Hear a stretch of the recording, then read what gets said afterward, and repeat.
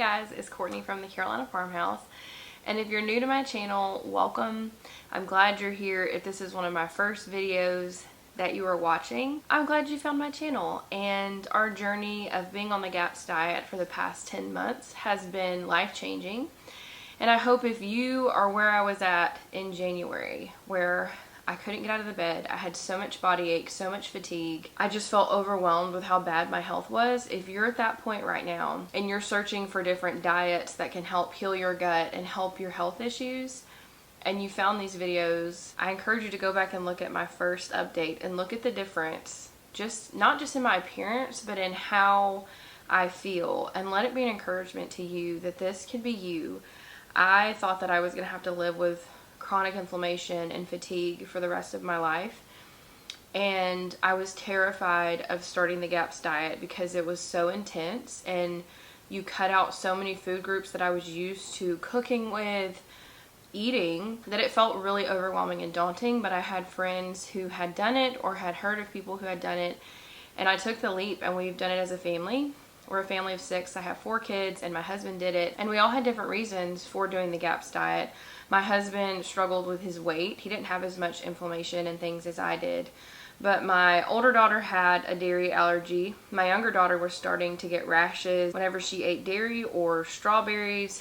My middle son, he has focus issues, and he's just it's almost like ADHD. He's never been diagnosed with that, but he just struggles with a lack of focus and feeling very energetic and struggles to control it. And then my older son has always had digestive issues. So as I read the GAPS book, the Gut and Psychology Syndrome book, I'll put a link below to the one that I read, the more she talked about all of the different issues that can come from your gut, that's when I just made the decision that we should all do this and benefit from it. So that's you watching this. There's hope. You can do this. It is hard at first, but honestly, it's been 10 months and it feels like it's been like 3. It has gone by so fast, and at the end of this year, I'm not going to get off of it. I'm going to stay on it because I love the way that I feel. So let's get into my 10-month recap of being on the GAPS diet. So first off, I was supposed to update this every 3 months, and this has just been a very hard year for our family. My dad was diagnosed with lung cancer in January. He is now cancer-free. Praise the Lord. I'm so thankful. But for a few months there, they thought that it had spread. And then we've just been having other personal issues and my health issues this year. So I haven't been as good at updating, but I wanted to jump on here because I know sometimes when I'm following someone's journey through, whether it's like an exercise program or a way of eating or whatever it is, I love the follow-up videos to see, like, is this worth it? So I didn't want to drop off the face of the earth, because if you're finding these videos years later and you want to know, okay, she shared a 3-month update, but what about, did she stick with it? Did it actually help? So let me go over some of the things that I noticed in the last, I guess, 6-7 months that we've been on this. So around month 4 or 5, Chris and I were feeling really great, but we did notice a drop in our energy from a lack of carbs. Like, we would be out working in the yard and kind of stand up. You see like the little black dots, and I just felt like winded all the time. It was like I didn't have a lot of energy. I knew that I wanted to do GAPS strictly with like no cheats or anything that wasn't on the GAPS approved food list for 6 months. So when we started really struggling with our energy, especially Chris, I was like, let's get to the 6-month mark and then see if we want to add in like some paleo items, like those Siete brand chips that are grain-free, low inflammatory, but high in carbs. I thought that would be just something we could add in that would help. So around the 6-month mark, we added those in, and we definitely felt a difference with our energy, and we ate those for a few months because paleo is probably more of like the transition diet that we want to be on coming off of GAPS. Like, we have no intention of getting off of GAPS in January and just going back to the way we used to eat, because obviously this year food has been healing to our bodies. We have noticed such a difference in how we feel, even in how our bodies look. We have had friends say, you two don't even look like the same people, because Chris has lost over 60 pounds. I've lost, I think, around 22 or 23. But I think just the way that I look like with inflammation, it has changed. So we don't want to go back to the way we were, because we know if we do the same thing, I'll be right back into having inflammation, fatigue, and the pain that comes with carrying extra weight. So paleo was the diet we were going to kind of move towards in our eating journey because it still is very low inflammation. So adding in those paleo items was good at first, but a few months into, like, we just started with the Siete chips. We're going to start with one item and see how we do. And we did fine. We added in some of those, like, we went to the beach with Chris's family. We go every year. We wanted to treat ourselves, and so we got some of those, I think it's Poppy and the Olipop paleo drinks. And so they're just like a natural probiotic soft drink, if you will. And so we had some of those, and it just felt like after being on this diet for 6 months straight, it felt nice to just have something that was different. However, I did notice some of those things, like I think they have like organic cane sugar in the soft drink, and this is like, honey has been like the only sweetener besides fruit that I've had, and I noticed I was starting to hurt again. So I have gone back to the strict GAPS diet, and the only sugars, I think sugar really affects me. That's what I noticed, that if I had even like natural cane sugar in something, it really affected me. So I have gone back to just strict GAPS, and I have been for the past month or so. And Chris and the kids still have a few more paleo things like the chips, but that's about it. We don't eat anything outside of that. We haven't had a cheat meal. We haven't eaten any processed foods. And so that's been good. So this may be, if you're like wanting to know strict GAPS for 10 months, we did try some paleo items. However, it didn't work for me. I think my body is going to need a year or two on this strict diet to where I don't get as upset. I think my gut lining is just really damaged. It's very sensitive to little things that are still technically low inflammatory. I'll go through some pros and cons over the last month of being on the GAPS diet. The pros are, I feel amazing. I can sleep at night because of my inflammation and my body ache. I don't think I realized how constant it was until getting on the GAPS diet. The weight loss has been a great added benefit. It's not why I did it, but it's kind of cool when you're taking care of your body and your body responds with shedding weight. And so that's been a fun part of it. And I haven't even been trying. Like, I'm eating a lot, but it's like meat and vegetables and fruit. Another pro of this is being on this for 10 months. My mindset has shifted completely in how I view food. I didn't think that was ever going to happen. I have been a yo-yo dieter for my whole life. My weight has fluctuated a lot. I was either super skinny and strict with counting calories, or I gained like 40 pounds and was just living my best life, eating whatever I wanted. And I could never stick with anything consistently. So what's been cool about the GAPS diet is not only have I stuck with it for 10 months, but my mindset has shifted in that I'm not like counting down till January to be like, I can't wait to get back to eating fun food. No, I realize that food heals us or food harms us, and I don't want to go back. I don't want to be in my 60s and unable to play with my grandkids, or unable to get up, or having all kinds of health conditions that I could have helped prevent by just eating healthy. And Chris and I both feel like completely different people, and we want to keep this going because we want to nourish our bodies and we want to live healthy lives. So that has been probably the biggest and coolest part of doing this diet, is my whole mindset has changed. And I think that it takes a long time to change something like that. When you've been eating one way your whole life, a couple months, 1 month on a strict diet is not going to fix all of the ways that you cope.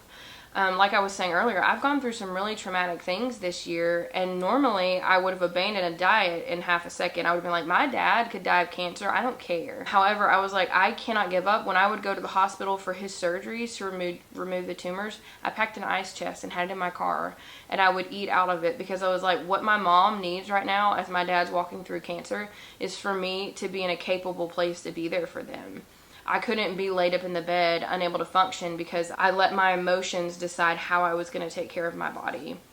I've gone through a lot of other personal things that it would have been, my typical pattern of behavior would have been to sabotage myself because I was feeling an emotional turmoil. And because it was a non-negotiable that this is the diet we're on because we're trying to heal our bodies. It wasn't even a thought of like, man, I'm going to abandon this and just go ham on some carbs and processed foods. You know what I mean?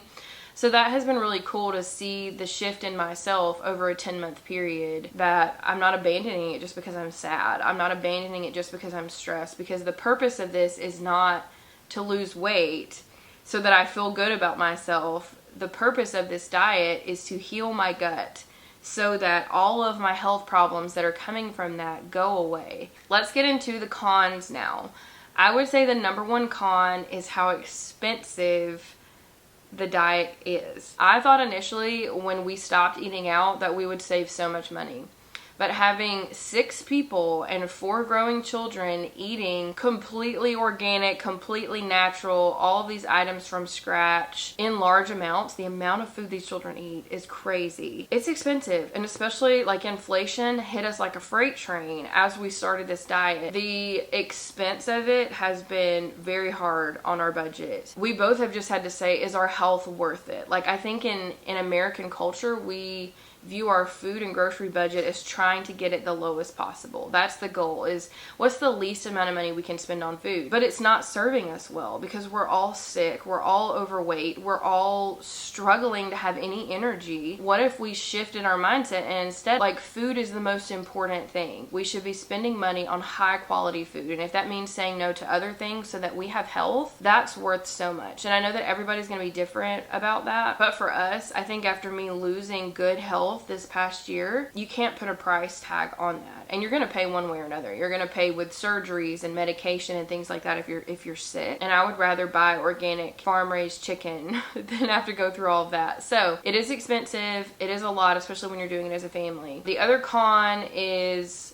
the social aspect of food. I didn't realize how lonely it was going to be, and I've gotten used to it now, but at first it was very emotional. In the first couple months, I kind of hunkered down and said, my goal right now is to feed us.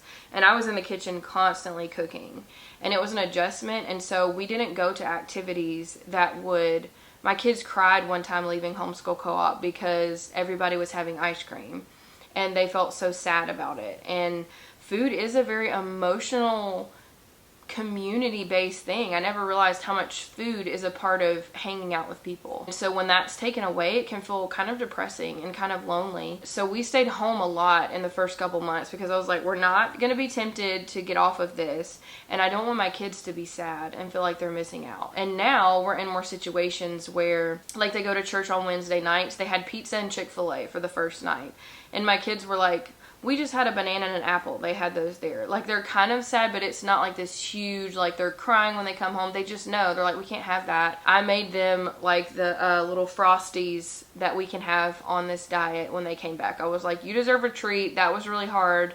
But we're learning to be social and just realize we're not going to eat at these things. And it's gotten to where my cravings are gone so much that I don't even crave the things people are eating, which is nice. And my friends will feel bad. They're like, we're so sorry we're eating this in front of you. And I'm like, I honestly don't care. Like, you could put my favorite food item in front of me and my mouth is not going to water because it's been so long that, like, craving part of wanting something is not there anymore. So the con is definitely you're going to have to go through a hard kind of growing pains phase of social activities that, one, you either can't be a part of, or two, you're going to have to just not eat there or pack your own snacks. I think that stinks. I wish there were more healthy options available for social situations where everybody's eating. I just get used to it. Like, I went to book club last month with my friends, and the only thing I could have was a salad there that I brought. It didn't even bother me because I'm just so used to it. I'm like, I'll eat something when I get back home. But that was definitely an adjustment at first. That's really all the cons I can think of. It has been mostly pros. I wanted to say I have, after cooking for 10 months, I have compiled my top 5 GAPS recipes. I have taco salad, chicken and cabbage soup, waffles. What else do I have? The Frosty recipe. I have a ranch dressing recipe because we're from the South and we love ranch. It's under $3 to purchase the ebook, and you can download it and keep it as many times as you need to. I'll put the link for that below in case you're struggling with coming up with recipes. I also have more recipes that I may share in another ebook that are like our go-tos for busy nights. If you want some suggestions for the store-bought snacks we have been able to find that are GAPS approved, go back to my 3-month update video. It's on my GAPS playlist. Anything that I've mentioned about GAPS is under my GAPS playlist on YouTube. And I show actual snacks that we have been eating if you need more practical suggestions. But let me know if you have any questions in the comments. I will respond and answer them. And I just hope you guys know that you can do this. If I can do it, seriously, I was the queen of quitting things. We've been able to do it. And I am so glad we did it. And I will do a 1-year update in January when we have done this for a year and have gone through the holidays. I'm already planning some recipes that we're going to eat through Christmas and Thanksgiving so that we don't feel like we're missing out, but yet we still stick to the GAPS diet. So let me know if you have any questions. If you need some encouragement, I'm here for you. It has been 100% worth it. And I hope that you see the difference in me just from videos. I look back on some of my old vlogs and I'm like, you could tell I was sick. I looked so sick. It just feels good to feel like myself again and to know that like it's not just a weight loss thing. It's that from the inside I feel so much healthier. I feel so much more energetic, and it has been worth it. So I hope this encourages you. If you want the ebook for recipe ideas, you can download it below, and I appreciate you watching.